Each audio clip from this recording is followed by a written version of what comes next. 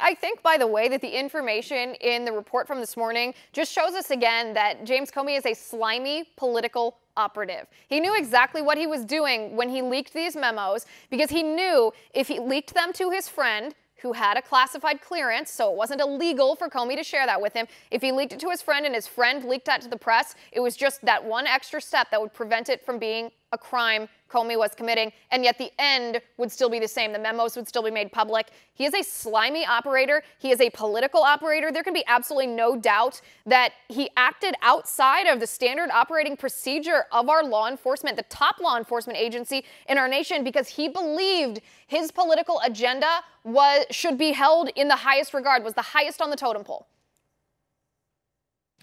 True. And earlier in what you were saying, Liz, you cited the congressional testimony that James Comey gave. This is my favorite part of the report.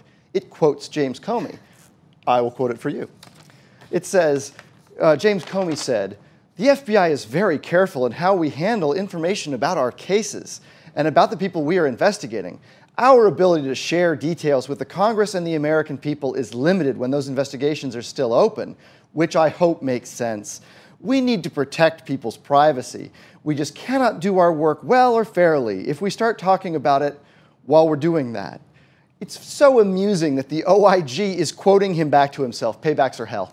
It is. Well, it's also a matter of civil liberties. Law enforcement investigates potential crimes before there's been any charges, and people do have a right to privacy. They have a right, when they are being investigated, for that information not to be leaked to the public. This is arguably a violation of the civil liberties of Donald Trump, who, even though he's president of the United States, enjoys the same protections under our Constitution as any other American citizen. James Comey didn't seem to care about that in the interest of his own political agenda.